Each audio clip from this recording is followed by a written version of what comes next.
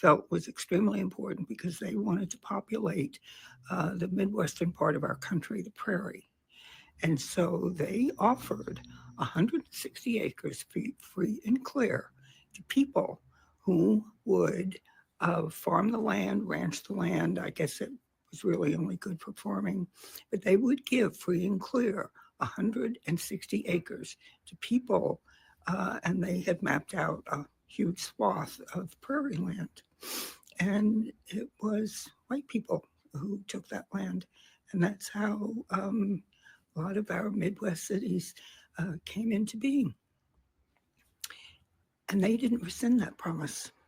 They gave 160 acres to people free and clear. All they had to do was stake it out.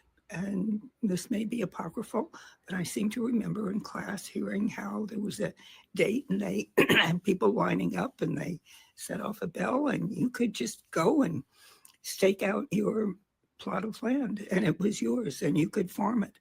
And that was the beginning of generational wealth for a lot of white people.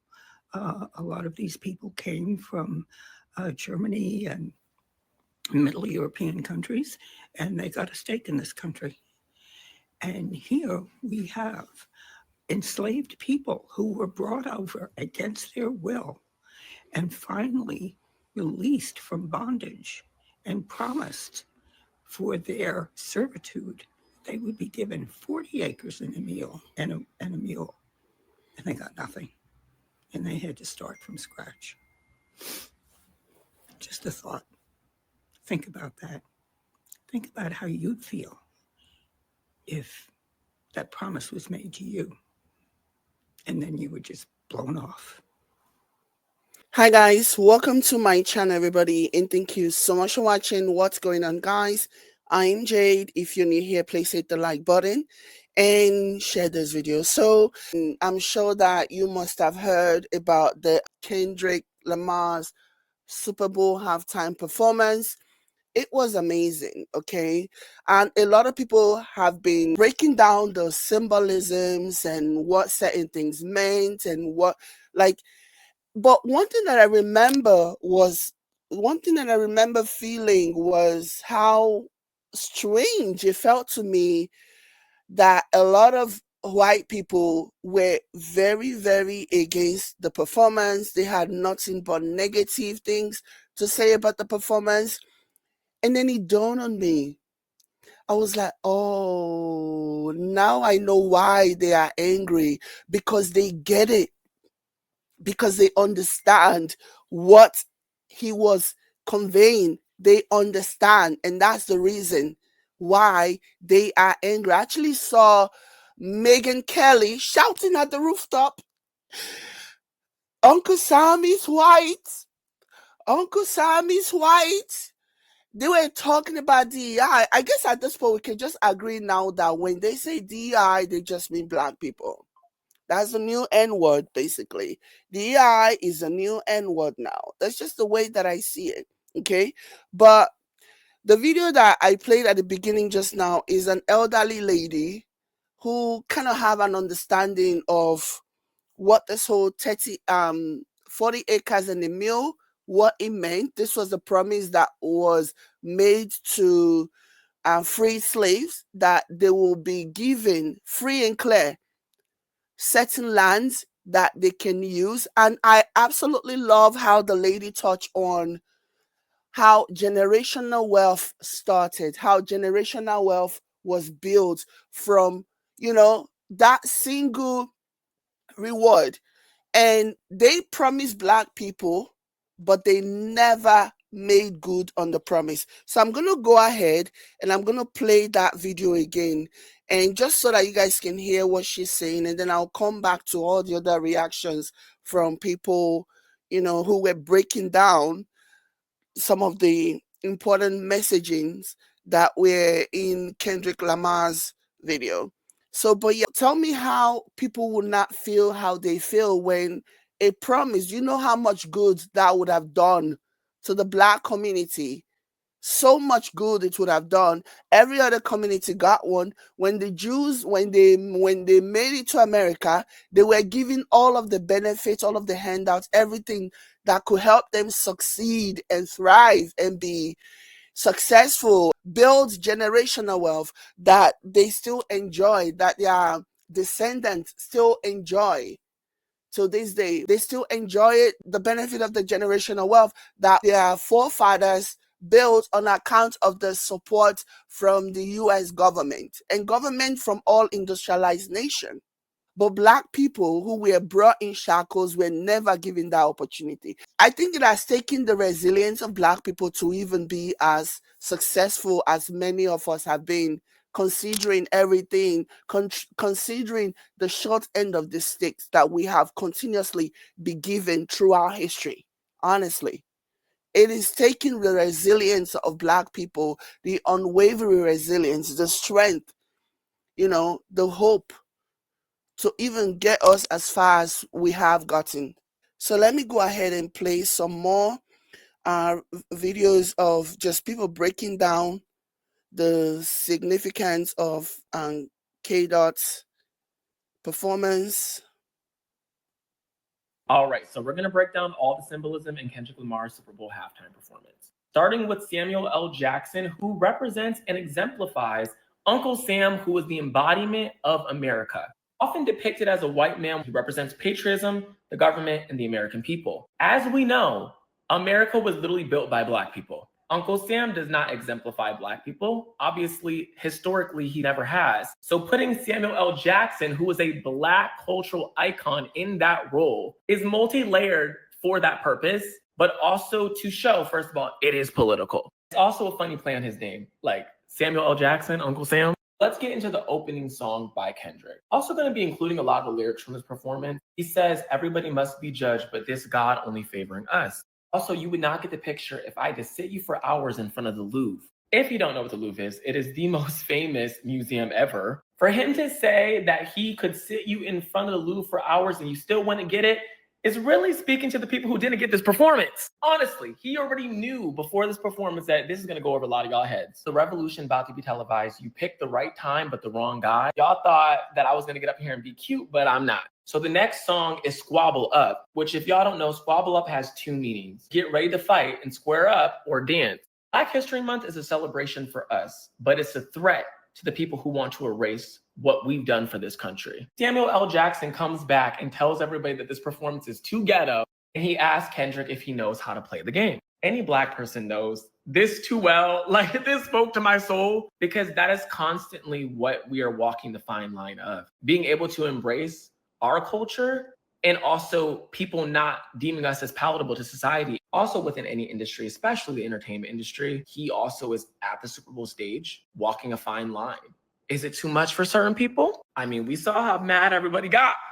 Then performs Be Humble, and during that performance, shows the American flag with these dancers. By the way, these colors are fucking brilliant because it is so layered. One is obviously intended to represent the American flag, but wait for how this all ties back. Next, we got DNA, which is a song about embracing Black culture and heritage. In the song, the lyrics was born like this, performed like this, Yeshua new weapon. Yeshua is a Hebrew name that means to rescue or to deliver. Next, we got the Euphoria performance, but look what this says. It's a little hard to make out, but the lights in the audience say warning, wrong way. And he says in the song, have you ever walked your enemy down with a poker face? Which is definitely some Drake shade, because he's basically saying you're not really about it. And this is the portion where the Drake shade starts to kind of come into this performance while also having a bigger messaging. The part that he chooses to perform during Man at the Garden is also very symbolic. Flip a coin, want the shameless me or the famous me? How annoying does it angers me to know the lames can speak on the origins of the game I breathe. That's insane to me. It is important I deserve it all because it's mine. Tell me why you think you deserve the greatest of all time. Basically saying to some of his fan base, a specific group of people, why do they feel this entitlement over him, his artistry, and the things that he talks about, as well as even feeling like they deserve to have a voice in the conversation of hip hop and this culture when they have no understanding of the life. They have no understanding of what Black people go through in this country, yet y'all want to be the loudest ones in the room when it comes to Black culture. He then goes ahead and spares Drake for a little bit, teasing that Not Like Us is coming up. He says, I want to perform their favorite song, but you know they love to sue. Obviously, Drake's shade with him literally trying to sue his actual label because of feeling like they propped Kendrick up to take him down. And go into the performance, which says that she's still on theme. One song that I think is really significant that they performed was All the Stars. Even though that's the more poppy commercial song out of all the ones performed, there's significance in the fact that it was for the Black Panther soundtrack. Not Like Us.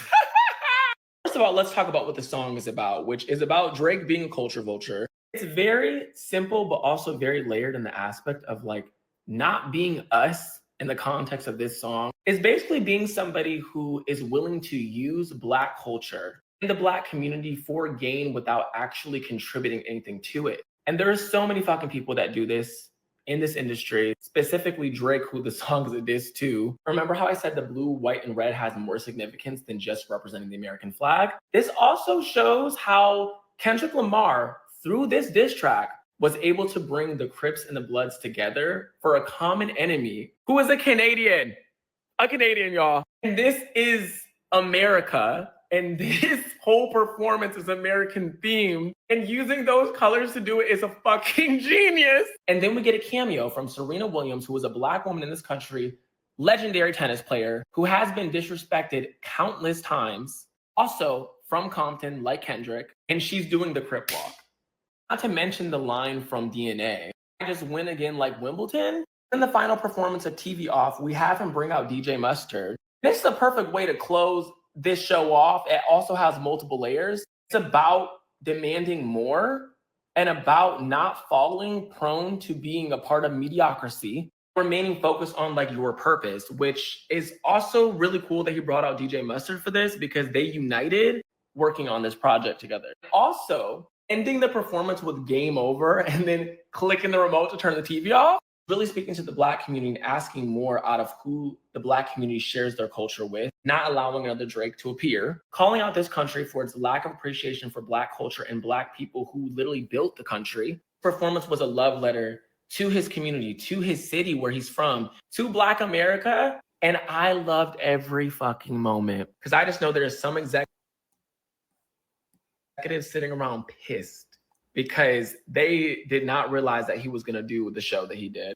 Oh, yeah. Like you have people, even I was just reading something about Noel Gallagher basically saying he didn't like Kendrick Lamar's Super Bowl performance. And I'm like, tough. You're going to have to deep. You're going to have to cope. Find a way to cope. Nobody cares, you know. And he was very tame. According to people who know Kendrick Lamar, he was very, very tame in his performance and the things that he didn't go all the way, but he went enough.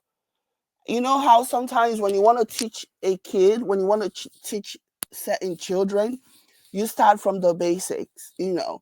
And that was basically what he did. And they got it. They got it. They got it the first time that he did it. That so much so that it actually got pissed off. So yeah. So we're about to get into a deep dive of all of the symbolism that was shown throughout Kendrick Lamar's Super Bowl performance. And we are going to start from the beginning with Samuel L. Jackson dressed as Uncle Sam. Uncle Sam was used in the early 19th century as a... All right, so we're going to break down all the symbolism in Kendrick Lamar's Super Bowl halftime. I need to go back. Starting with Samuel L. Jackson, who represents and exemplifies Uncle Sam. So we're about to get into a deep dive of all of the symbolism that was shown throughout Kendrick Lamar's Super Bowl performance. And we are going to start from the beginning with Samuel L. Jackson dressed as Uncle Sam. Uncle Sam was used in the early 19th century as a depiction of America personified. He was a representation of American pride and patriotism, but also propaganda when it came to recruitment and war. When it comes to accuracy, Kendrick Lamar could have easily chosen a white man to play Uncle Sam and to narrate the performance. But instead, he chose Samuel L. Jackson, who has also played this role in Django as an Uncle Tom. Which clearly made them mad. Oh my gosh. I told you guys about how Megyn Kelly was just screaming at the top of her lung, Uncle Sam is white. Uncle Sam is white. And in the movie, he was in love with his white slave owner. And Uncle Toms within culture, especially Black culture, are Black men who are not only obedient, but also uphold white supremacy. And so we see perfect examples of that through Kanye West, Snoop Dogg, Nelly. And so going back to Samuel L. Jackson here, a Black man dressed in all American gear, I think is a clear depiction of they're not like us. It doesn't matter what your skin tone is.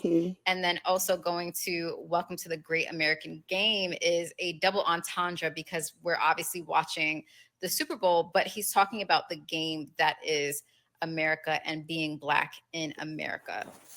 And so to start his performance, Kendrick is standing on top of a 1987 Buick, a Grand National GNX, which is also his album name, GNX. And not only that, this is also clear representation of his upbringing in Compton, but also the car culture in Compton as well. He starts his performance off with a freestyle where he talks about no hugs and no handshakes because he's not playing nice, and that you wouldn't get the picture if he sat you for hours at the Louvre. I think that represents the political climate that we're in now, whereas there's no time or no room for niceties right now. Either you get it or you don't.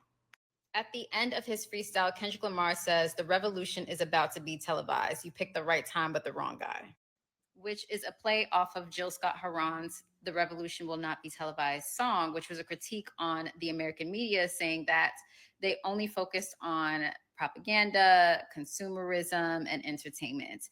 But in order for real change, people had to step out of their homes for liberation, for protest, and for freedom. You have to be actively involved in order to fight for justice. So with Kendrick saying the revolution will be televised, you chose the right time, but the wrong guy, is him saying that you chose the perfect person for this performance. The timing couldn't be more perfect. Kendrick then performs Squabble Up, and before he could even finish, Samuel L. Jackson comes in and says, "No, no, no, too loud, too reckless, too ghetto." Kendrick Lamar, do you really know how to play the game? Then tighten up. And this is clear conditioning within white supremacy and America, which is that Black people should be docile, Black people should be quiet, Black people should be grateful for scraps. And playing the game goes back to being obedient.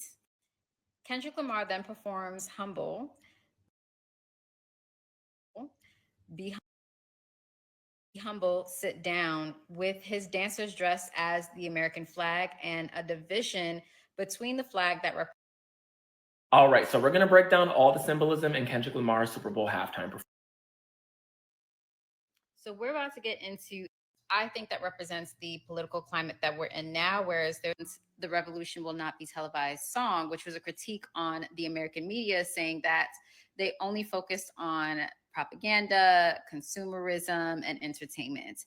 But in order for real change, people had to step out of their homes for liberation, for protest, and for freedom.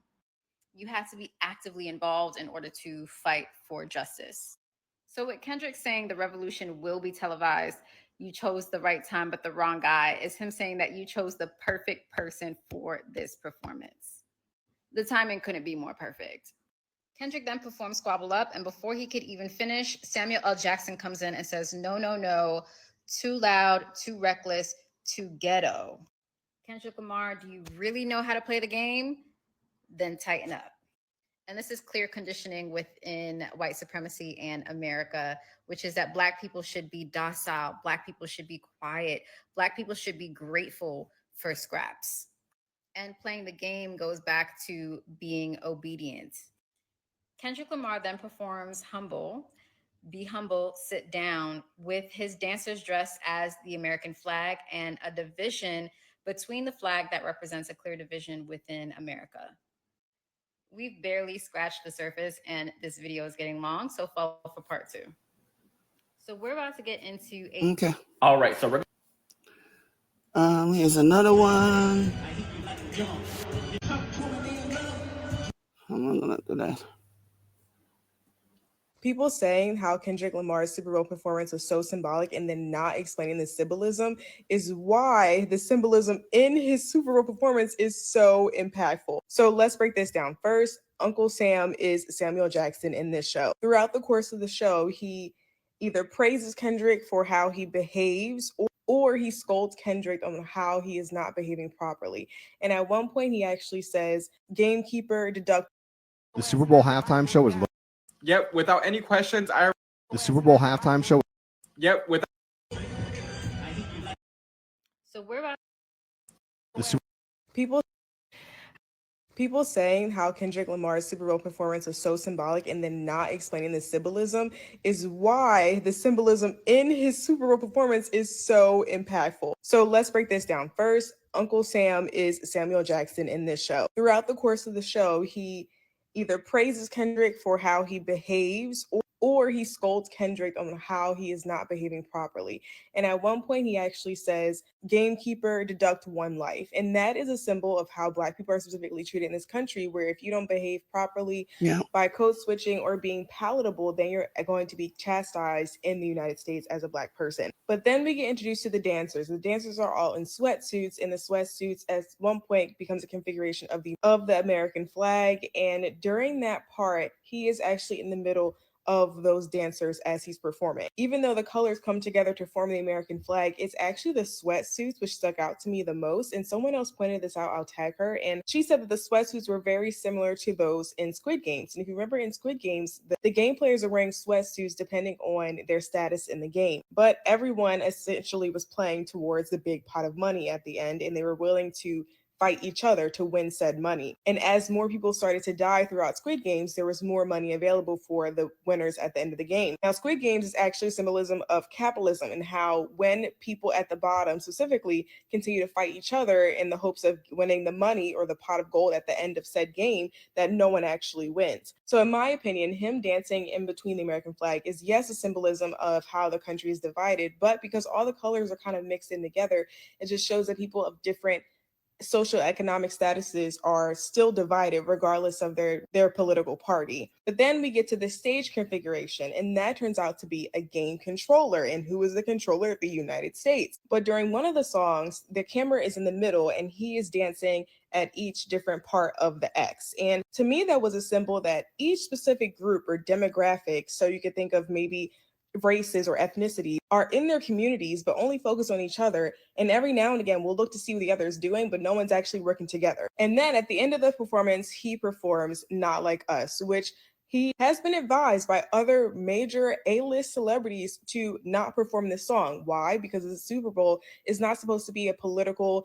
type of stunt for the United States. It's strictly for the purpose of entertainment, right? Because in the United States, when you're under capitalism, the way to keep people distracted essentially is by entertaining them through forms of TV, through music, through movies, all these things. So at the end, when he's like, "Oh, am I gonna do it? I'm gonna do it," and then he ends up performing the song, everyone's like, "Oh, he's dissing Drake again." Girl, this is more than just Drake, okay? Wake up. And then you see Serena Williams coming out during a crip walk. And if you remember, Serena was fined and scolded publicly for doing this at one of her tennis matches, even after she won. And I remember that. Yeah, it was such a big deal, and they made such a big deal out of it. And speaking about that, I have been, even in this one that she did during Kendrick Lamar's performance, a lot of people, a lot of white people, like I said, they got it. It took them only one try, and they got it. And so a lot of them, in a way to like minimize the significance of what Serena had done, they were trying to like bring Serena's sister, claiming that, trying to like turn something that was meant to be empowering into something weird by bringing up Serena's sister and Serena's late sister and the Crips' supposed involvement in her killing. And because this is what they do, whenever there is a win. And that's why sometimes I will be like, I hope they don't get it, because the minute they get it, the next point of action, the next course of action that they will typically take is to try and just shit all over it. It's literally what they do, So yeah, even in this performance, she was still dragged mostly by white people. I'm like, wow, is it that bad? Because they are trying, whenever there is a strong message, they want to silence Black people. That is what they want.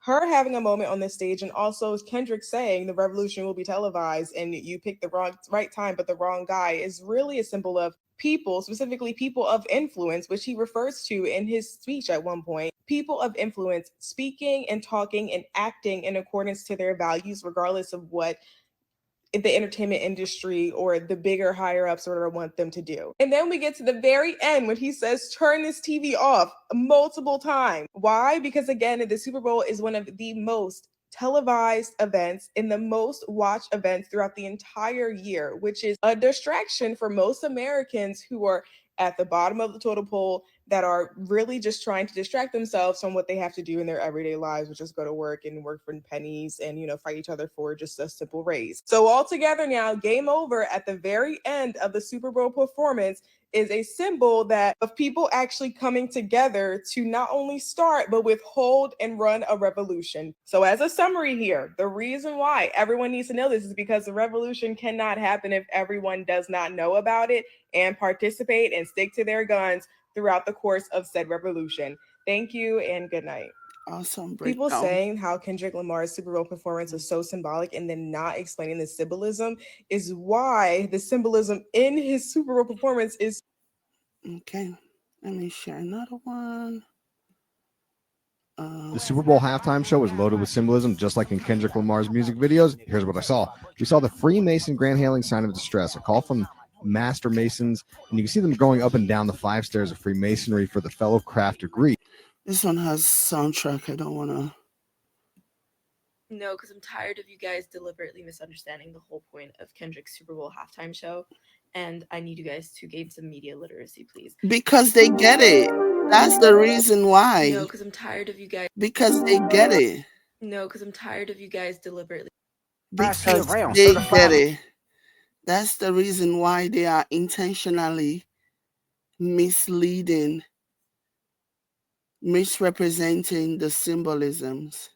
No, because I'm tired of you guys deliberately misunderstanding the whole point of Kendrick's Super Bowl halftime show, and I need you guys to gain some media literacy, please. And if you didn't understand it, that's okay. Let me just show you. Because I will not be shutting up about this for the next billion business days. Okay, so bear with me because I literally just Googled the halftime performance and took as many screenshots as I could. But having Samuel L. Jackson represent Uncle Sam is huge for so many reasons. First of all, Uncle Sam used during wartime propaganda to show like the typical like American man, quote unquote American man, was white, was like, etc. Having him be a Black man, and not only that, have him be Samuel L. Jackson, which is part of so much cinematic history and usually portrayed these really sinister, vile characters, have him portray America in this current context is already insane. Like, it's, oh my god, so good. Plus, side note, beautiful costuming. Anyways, so having Samuel L. Jackson be there, be kind of the ringleader, let's say, of the whole ceremony, and policing Kendrick and what he has to say is symbolic on so many levels. Having him say, oh no, you're being too loud, you're being too this, you're being too ghetto. He said the word ghetto, is so symbolic. And then once Kendrick is in a more silent and slow ballad part, he says, see, this is what the American people wanted, like this is what they wanted, etc. And he gets interrupted by Kendrick starting to play Not Like Us, which he had previously said as Uncle Sam, like, oh no, we don't want that, it's too this, it's too that. And so deliberately going against him and saying that is so symbolic as well. But then let's get to one of my favorite parts here. Again, I'm sorry about the picture, but this whole scene was absolutely insane. Having, first of all the dancers dressed up in red, white, and blue, symbolic, having them all line up like the American flag, symbolic, having it split down the flags, symbolic. So they had all the dancers, who were Black, by the way, represent the American flag, so the US, while the current administration is trying to remove all traces of DEI from this country's history, from its current political nature, from everything relating to society, is so symbolic. And having Kendrick be like, no, see, we're here and this is the USA, and having them all lined up like that and then go down, like walk down and touch the floor, which is a huge no-no for anyone in the US. Like, you're not supposed to have the American flag touch the floor. Like, it's really bad luck and it's extremely disrespectful. And so during the song Humble, having all of the dancers go down and touch the floor, like, it's, oh my god. And then having Kendrick in the middle showing the divide of the United States is also absolute insanity. And also, I love the costuming. Like, they were all so good, but like, there's so much symbolism happening all the time. It's so in your face, but also like you have to dig deeper for it. And so, oh my god, like, this is one of my favorite parts. Now, for this part of the set design, I haven't really seen anyone talk about it yet. Like, I've only seen a couple of videos of this whole performance as a whole, but it was mainly people just talking about the main facts and points and things like that. But I just want to take a moment to talk about all of this, because someone that I was working with was saying, oh, like, it's so boring, like this, that, whatever. And I'm like, no, it's symbolic for so many reasons. But like, obviously, like, you see the X, the circle, the triangle, etc. It's supposed to look like a PlayStation. Why? Because they're playing the game of life. They're playing the game of the great American dream. They're playing with people's lives, and having the main center part, I think, prove me wrong, but I think it was supposed to look like a street, but also kind of look like a prison jail yard. Okay, bear with me. What if they're playing with people's lives? You know, what if they're doing all of that and having them walk through, like, and stuff? Oh my god, there's so much to it. Like, Yeah, I could I analyze agree. this for hours. I But, like, agree. this is just what I saw, and it was I insane. agree. And It I know looks like people a will be like, no, prison it yard. sucks, If like, you're Black looking at Friday, it this, from this, the, that. if you're looking at it from this bird's eye view, it does look like a prison yard. You remember, if you think about any movies set in prison that you have watched, and how all the people during, when during outside time, I don't know what they call it, when, during the day when all of the prisoners get to be outside. If you look at this from this bird's eye view, you kind of like that image of people just laying around and standing around in a prison yard is what comes to mind for me. So I definitely agree. I definitely see what she's saying. And again, it just takes for you to actually be like, to just pay attention. Everything is important. Everything is symbolic. This is Kendrick Lamar. Like, this is his thing. This is his powerhouse. This is his strong suit. So you can actually see from a bird's eye view, and just seeing how all these people are just standing around. There is the red, there is the blue, and there is the white. Okay, let me add to this. Maybe, I don't know if she will end up saying this, but to just add to this, from me looking at it from the bird's eye view, there is the red, there is the blue, there is the white, which also symbolizes prison lifestyle, prison culture, where, the black people are on one camp, white people are on another camp, and others are all on another camp. They have like the different white gangs and the black gangs and the racists, the KKK and everything. So yeah, like, I definitely see that being the case. I definitely see Kendrick Lamar trying to visualize this, and yeah, I agree with you. I agree. Whatever. Like, I was just kind of like, no, guys, this is so good. Yeah. There's a reason why Kendrick is like the only rapper with a Pulitzer Prize. Like, he does everything intentionally, Right. and embeds so much history, Right. and like, right. It just really looks like a prison yard. It looks like this is a prison, and all the inmates are just standing during the day and doing whatever, and everyone is like segregated. Different people are different places, they're standing at different places, where, and those are what the colors represent. The white, blue, and red represents different groups standing together, different gangs standing together, different terrorist groups standing together, different racist group standing together in the prison yard. That's what I'm seeing. References and things to everything that he does. Like, it is insane. my God, I loved it so much. Wait, I can't believe I almost forgot to talk about this. Like, this is one of the most important parts. At the very beginning of his performance, he said, "The revolution about to be televised. You picked the right time, but the wrong guy." Which, right. So the right time, 120 million viewers. The wrong guy, I'm gonna let you take some guesses about that one.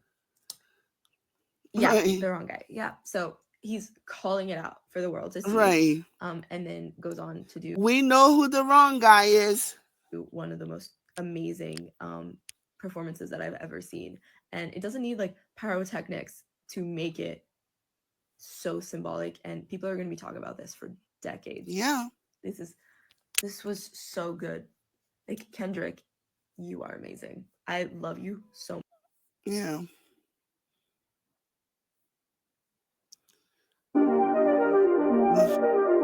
I don't want to play this one with the music. That was a statement, not a performance. And so many people are missing it by saying worst performance in Super Bowl history when it was so much more. They know than it's that. not the word. The They get symbolism. it. That's why. He literally said, "This is bigger than music." Right. Like, are y'all missing it? Are y'all Right. missing the point here? Uncle Sam, being Samuel L. Jackson, telling everyone to stay in line and that's what they want. And all the other iconic cameos, which describe minority struggles with being seen as too abrasive whenever they're just fighting for their freaking rights. Kendrick saying, "The revolution about to be televised, you picked the right guy at the wrong time," which is a nod to Gil Scott-Heron, who said the revolution won't be televised. The people standing in a formation of the American flag, which was split in half during Humble. Like, how are y'all missing it? And then the lights in the crowd lighting up to say, "Warning, wrong way," with the American flag beside it, which just symbolizes America going backwards. Like, come on. Not to mention the smirk when he said, "Hey Drake," and his necklace being the music note A minor. I know I'm not the right messenger for this, but honestly, it was just pure art. The amount of time that he had to put this together in is insane, and he absolutely killed it. And you cannot change my mind. That was a statement, not a performance, and so many people are missing it by It saying the worst was. performance in Super Bowl history when it Yeah. was so much more than that. They absolutely got it. They absolutely got it. And we know that nothing the MAGA crowd hate more than black people making political statement. Like, what's his name? Samuel L. Jackson illustrated during the performance. No, don't be ghetto, you too loud. They want you to just be on your best behavior all the time, nodding and agreeing with everything that they throw at you. That's all they care about. And so, yeah, they got it. They got it. This actually has to be one of the things that they got, and that was why their reaction, the way that they reacted to this, was so swift, because they absolutely got it. Let me read some comments here. Hi Connie. Connie says, "Jade, I'm from Switzerland and don't know what happened." Farida, "I don't think people understand." I think they do. Maybe black people, I think everybody understood, because I did see some black people saying, "Oh, it was boring, it was boring." If you're a black person and you're saying that Kendrick Lamar's performance was boring, this is for you. This is exactly, you are who Samuel L. Jackson was talking to, Uncle Sam talking to, that don't, "Oh, you too loud, you too ghetto." They want you to stand in line. So if something is too deep, if something is not meeting your entertainment value satisfaction, then you think, "Oh, it's boring." You are the one that needs to, like, wake up.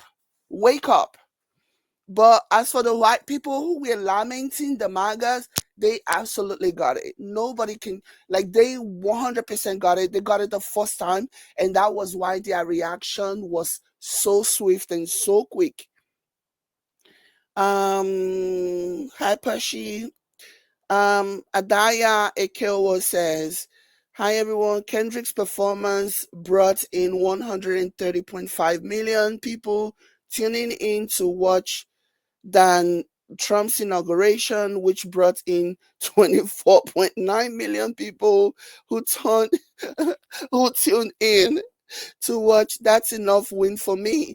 And you know what is so interesting? Trump was among the people who tweeted out claiming that, oh, it was so boring, it was so boring.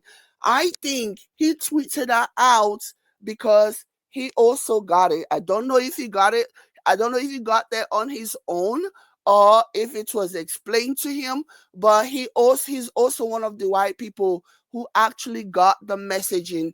He got the message that Kendrick was trying to like deliver, and that was why he was in his feelings. That was why he was in his feelings, because he did tweet it out that, oh, it was boring, it was this and it was that. No, it wasn't boring. It wasn't boring. You guys got the message.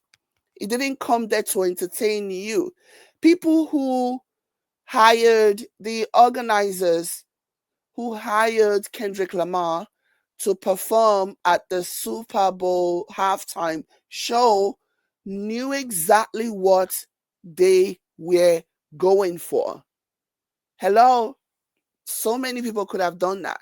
But they went for Kendrick Lamar because they know his music, they know the kind of music that he does. You know, he's very political. He always make political statements. He's always he embraces his culture, and they knew who he was before they gave him the job. Continuing, Adaya Ekao says, I am not a hip hop nor rap fan, but I enjoy Kendrick's performance. When I eventually knew the symbolism of his performance that even wowed me the most, I became a fan instantly. He's got some really good music, especially if you're just, in the early stage of knowing him. He's got some really, really, really good tracks that is very cultural sensitive and very culturally uplifting to the Black community, for sure. Black people and everyone need to stay focused on what's going on in America. Elon Musk is overdoing whatever he likes in our treasury. We need to stay on point and focus on the issue and not some entertainment stuff. That's what they want. They want our attention distracted on the important stuff. I agree. You are very spot on. I agree. Hi, Dimple Brown. T. Button says Kendrick's performance was brilliant. The performance shook up the MAGA base, which was accomplished and gourmet. Art isn't always about beauty, but it's more about being able to show truth. Exactly, and that's exactly what he did. And they got it. They knew what he was talking about. They knew what he was conveying. They got his message. They absolutely did. Before I end this live, let me play this video one more time of this elderly white woman basically talking about what Kendrick Lamar said, right before he played the They're Not Like Us, okay, about the 40 acres and the mule, 41 acres and the mule thing. And the way the way she remembered it, and she just really made a lot of points. And I know that the MAGA crowds, they don't like when people of the same complexion as them speaks the truth. They don't always like it. It really rubs them the wrong way. But we are here for it, though. Felt was extremely important because they wanted to populate the Midwestern part of our country, the prairie.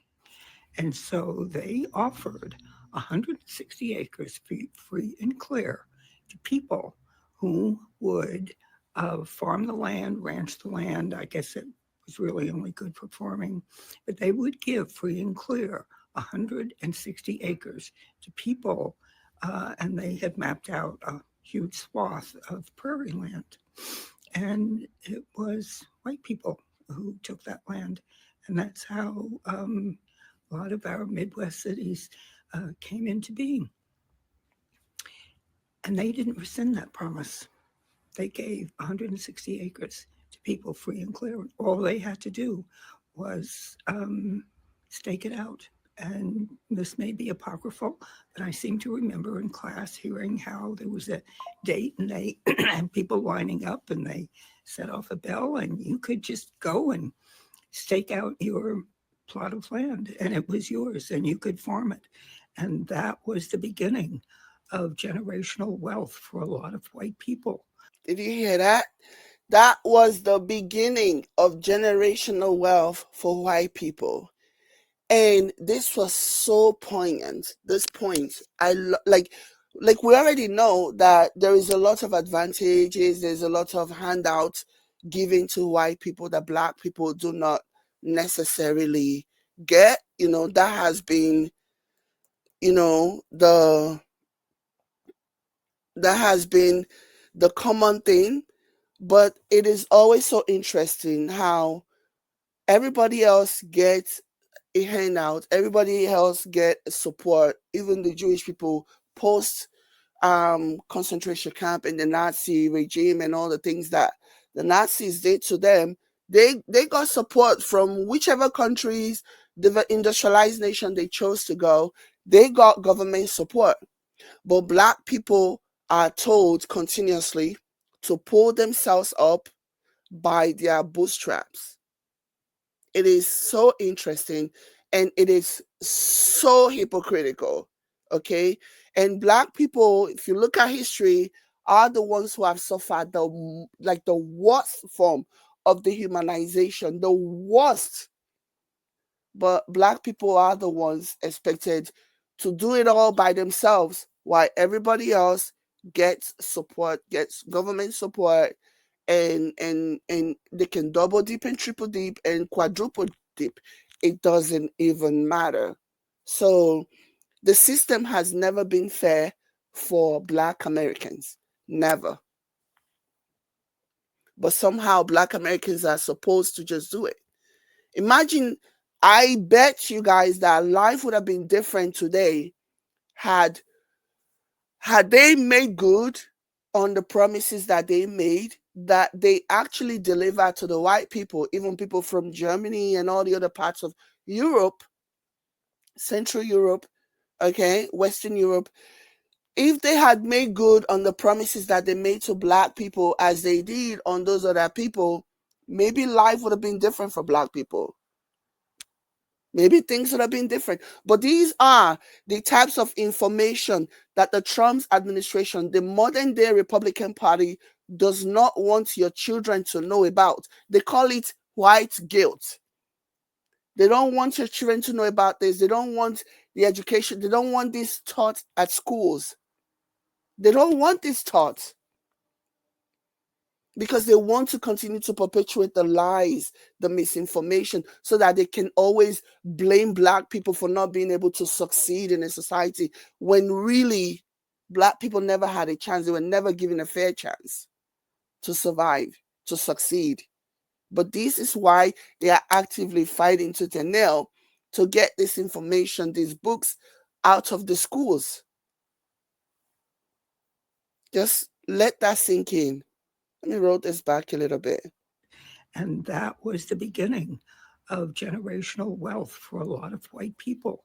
A lot of these people came from Germany and Middle European countries, and they got a stake in this country. And here we have enslaved people who were brought over against their will and finally released from bondage and promised for their servitude they would be given 40 acres and a mule, and a mule. And they got nothing. And they had to start from scratch. Just a thought. Think about that. Think about how you'd feel if that promise was made to you and then you were just blown off.